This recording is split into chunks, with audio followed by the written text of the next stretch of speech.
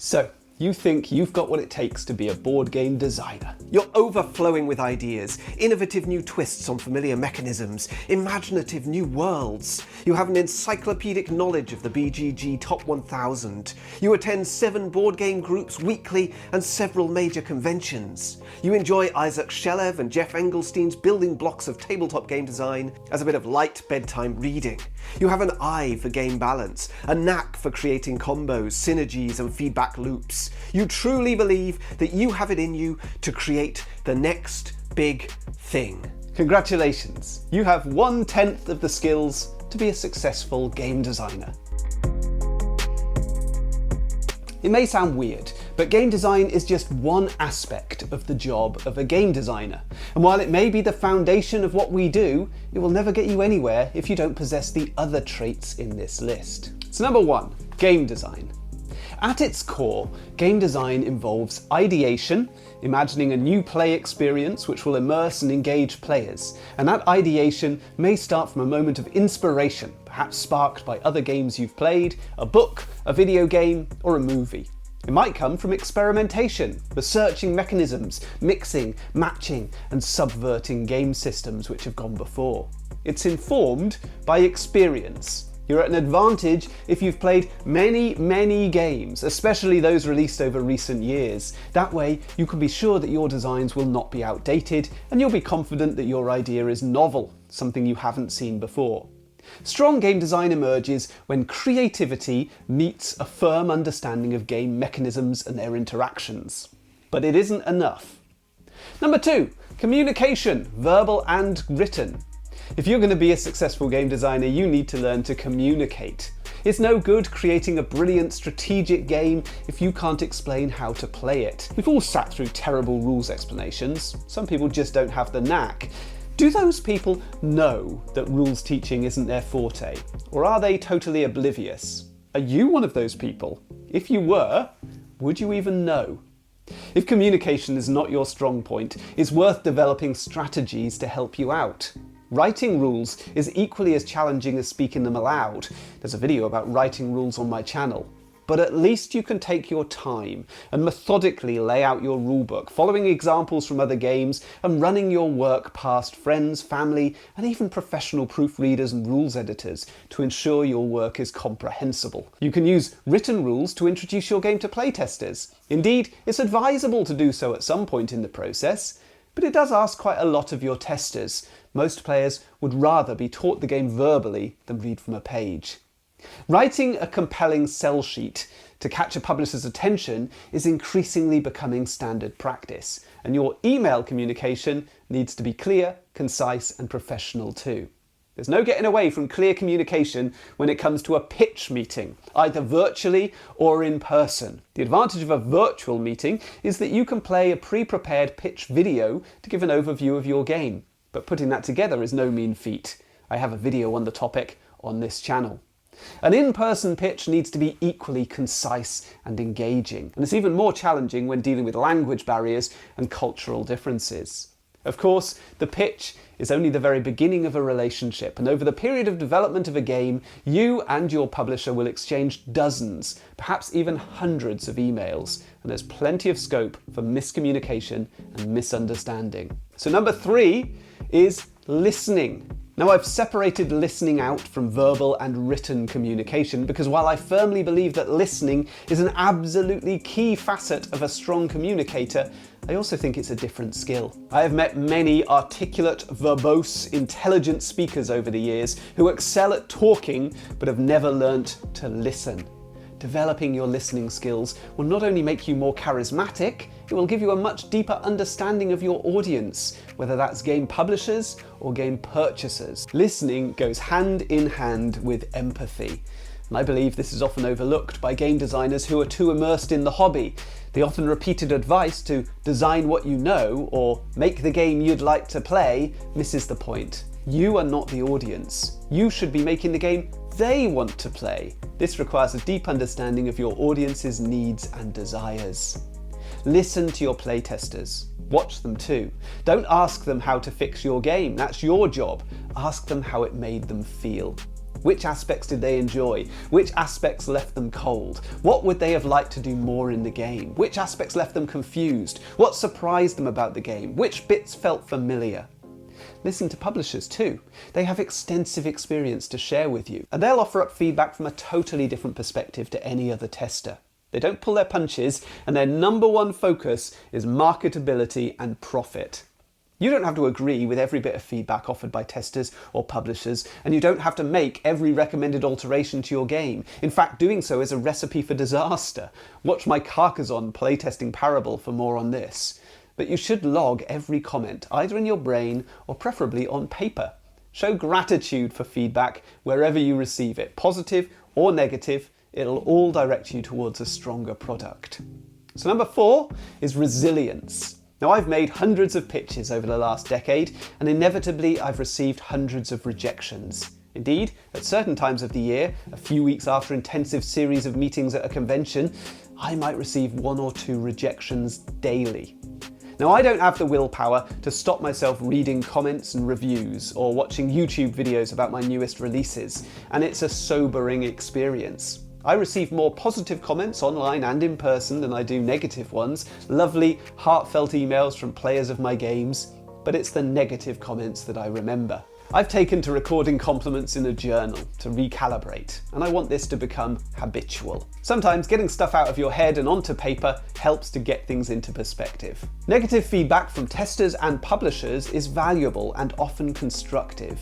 Negative comments online rarely provide context. We don't know the commenter's age, tastes, environment, when and where did they play the game, with whom, was it by choice or under duress? And they rarely provide an explanation of their conclusion. And why should they? They don't owe you anything. They're allowed to emote and rate your game, and you have to suck it up. A decade ago, I was a stage actor, and I developed a pretty thick skin. I had to. Rejections came even thicker and faster than they do in the game industry, and it was even harder to take because it wasn't your game they were judging, it was your appearance, your voice, your personality. At least as an inventor, you're one step removed. The criticism is focused on your product, not you, so try not to take it personally. Regardless, game design is not for the faint of heart. Number 5, self-motivation. Now, it can be hard to stay motivated when nothing seems to be going your way. You've showed your game to every publisher you know. You were sure someone would be interested, but the response was lukewarm. You can't give up on your game. You've put so much time into it, and you don't want to waste that. You've heard of the sunken cost fallacy, right? It can be hard to shelve a project and move on, but by shelve a project, I mean literally that. Put it on a shelf. It's not going anywhere. You haven't abandoned it for good. It's on hold, waiting for a solution to pop into your head at the most unexpected moment. The missing ingredient which is going to intrigue and delight those publishers. Move on. Work on something else for a bit. Your shelved project will benefit from a bit of space. Playtesting is a very social activity, as is pitching, but the design phase, the core of what we do, is a solitary activity. It's time-consuming, sometimes tedious, and often frustrating. And it's made harder by the fact that nobody's forcing our hand. We're not obliged to do this. No one's forcing us to make games. The vast majority of us have a full-time job outside of the game industry. We have a boss, an HR team, yearly appraisals, working hours, and bonuses for high achievements. Game design is very different. There's no boss, no appraisal, no one to help or advise on contracts, finances, or processes, no set working hours, and frequently no reward for your graft at all. If you're successful in licensing your game to a publisher, you can expect to wait 2 to 3 years for the game to be released, and another 6 months to a year after that before you receive any royalties. The payments are generally modest when they do arrive, hardly adequate compensation for the time, effort, and expertise you put into the project. The motivation to do the work has to be internal. Game designers do it for the love of it. A lucky few manage to make good money from designing games, but that is unlikely to have ever been their motivation, and it's a tiny minority. If you lack motivation, discipline, and willpower, you will not succeed. I'm Adam Porter, and over the last decade I've shared hundreds of videos about games and game design, offering up honest, practical advice about how to develop your own games, but also how to develop yourself as a designer. My latest project is a tabletop game designer journal, which helps you to do exactly that. with structured prompts, reflective logs, tools to assist you in prioritizing and developing your ideas, and much more. The content is designed to give you a clear direction of travel towards success, however you choose to define it. This is not a playtesting journal. That is to say, the journal is not focused on one specific game or project. It's focused on you. You are the project. The Adam in Wales Board Game Designer Journal is available right now exclusively from Amazon, so check out the link in the description for this video. And if you do purchase a copy and find the content valuable, it would really help me out if you could leave a review. Early Amazon reviews are essential in getting the journal seen and making more designers aware, which doesn't just help me, but hopefully helps the whole designer community. Now back to the topic at hand. Skill number 6, patience.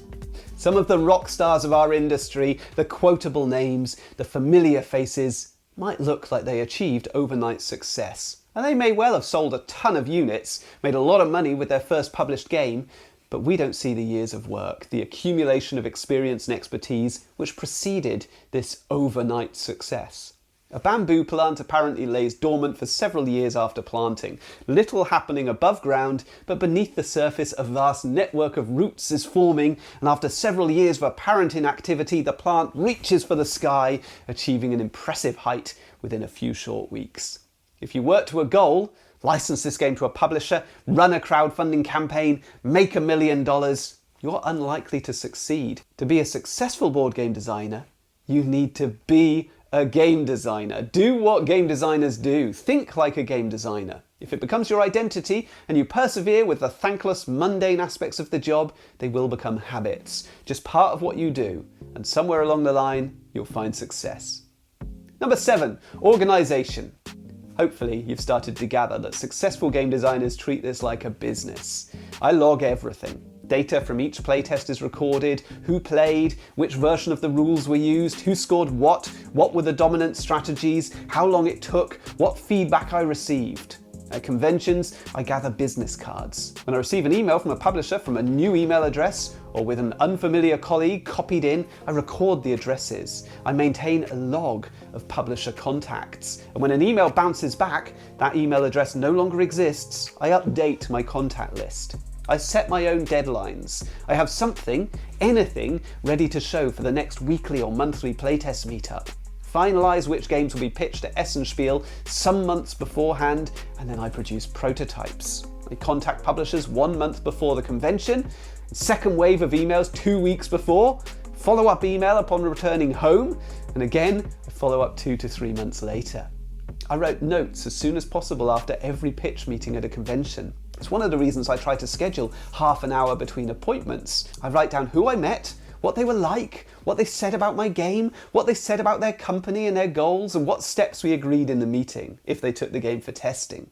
Once a contract is signed, I follow up with publishers regularly, maybe every 3 months or so. I have a spreadsheet of all my signed contracts detailing key clauses, when the contract was signed, the size of the advance payment, the agreed royalty percentage, the date by which it must be published, the number of designer copies I receive, the manner in which rights revert to me, sales figures, and the scale of any royalty payments received. Very little slips through my fingers. If I lose contact with a publisher, or if the relationship drifts, it's generally deliberate. If you want to get organised, my journal is a great start. So number 8, IT and graphic design. Inevitably, my laptop is crammed full of game design documents. My playtest logs are generally contained within Pages documents, the Mac equivalent to Word, although I could just as easily use an Excel or Numbers spreadsheet. I jot down game design ideas along with ideas for YouTube videos in the Notes app on my iPhone. For rules documents, I use Keynote, the Mac equivalent to PowerPoint. I find it effective for combining images and text over multiple pages with the ability to layer text, images and backgrounds on top of one another. My graphic design skills are basic and self-taught. 25 years ago, I fancied myself as a professional cartoonist, and I used basic image editing software to create posters, pamphlets and flyers. And for the last 15 years or so, I've used the free software GIMP as my image editing program of choice. Too cheap to shell out for Photoshop and too lazy to learn Affinity software. Of course, I've become a very seasoned user of Board Game Geek. a website which comes with a learning curve due to its unintuitive, outdated design. Learning Tabletop Simulator as an online platform for digital prototypes became essential during the pandemic, and it remains widely used despite its incredibly clunky user interface. And the enormous number of videos I've produced for this channel have introduced me to all aspects of video creation, including the use of Final Cut editing software, which is invaluable for creating pitch videos or sizzle reels. Now, I'm not an expert in any of these apps or programs. I'm sure I could streamline my processes in every single area, but I have developed a working knowledge of all of them, and I can make them do what I need them to do, and I get results which are more than satisfactory. If your skills are lacking in this area, it is worth investing time up front. There are YouTube tutorials for every single one of these programs, and more in-depth tutorials for every individual feature within. I can only imagine how frustrating prototyping would be without a rudimentary knowledge of modern software, and I think producing rules documents, sell sheets and sizzle reels would be impossible. So number 9, prototyping. Despite the proliferation of digital gaming platforms and virtual pitching, somewhere along the road a publisher's going to ask you for a physical prototype. You have two options here. Use an online print-on-demand service like LaunchLab. If you do this, don't forget to use the code AdamInWales for a 20% discount, or craft the prototype yourself. This is a fun skill to learn, and the great thing about it is that there are no right answers, no single approach expected. Get yourself down to a local craft store and start experimenting with supplies. I've settled into something of a routine here. I frequently use mount board, A4 sticker paper, blank dice and sleeved cards. But I learn new crafting techniques every time a prototype presents me with a new challenge. If you want to learn more about prototyping, there are several videos on the topic on this channel. So skill number 10, collaboration. If you're lacking in any of the 9 earlier skills, then number 10 is going to help you out. If you're a poor communicator, find a collaborator to do it for you. If you can't use computers to save your life, bring a collaborator on board. If you struggle with self-motivation, find someone driven to give you the gentle push you need. Co-design with the right collaborator is a joy, but of course collaboration is a skill in and of itself. It takes humility, the ability to back down and let someone else take the lead even if you think your idea is better. It requires you to give up ownership, to share the accolades, the money and the rejection. It requires trust. Most co-designers find it hard to quantify their respective input, so agree to split profits and responsibilities 50-50. All very well if everyone's pulling their weight, but less acceptable if one designer's carrying the bulk of the workload. Communication, as always, is key. Open, honest communication, sometimes having difficult conversations to avoid future resentment. And even if you have no intention of co-designing, you're going to have to collaborate anyway. If you license to a publisher, you're sharing ownership of your game. They do the bulk of the work, they put their reputation on the line, and they accept all financial risk. You better learn to work with them. And that can require significant negotiation. Sometimes you have to say no and explain why their terms are unacceptable to you. Sometimes you have to bite your lip and accept a situation which isn't all you'd hoped. Sometimes you prioritise the game and stand your ground, potentially to the detriment of your relationship with the publisher. Sometimes you prioritise the relationship and accept compromises with regards to the product. Navigating choppy waters can be a considerable challenge, and it doesn't come easy to every designer. You might be tempted to avoid all of this by self-publishing, but you'll still end up collaborating regardless. In fact, probably even more so. Working with artists, graphic designers, translators, rules editors, manufacturers, and distributors provides plenty of potential for conflict. Not to mention communicating directly with customers who aren't always blessed with tact and understanding. The upside of strong collaboration is huge. Your wonderful idea is viewed through a series of lenses, each professional giving the product a new slant, a different focus. The result should be a deeper product, more layered, and a richer experience for the players. So you think you have what it takes to be a game designer? Go be a game designer. Do what game designers do, but make no mistake, it's not all innovative mechanisms and imaginary worlds. Sometimes it's graft. If you'd like to explore many of these skills in more detail and reflect on your own strengths, weaknesses and areas for development, don't forget to check out the Adam in Wales Board Game Designer Journal exclusively on Amazon.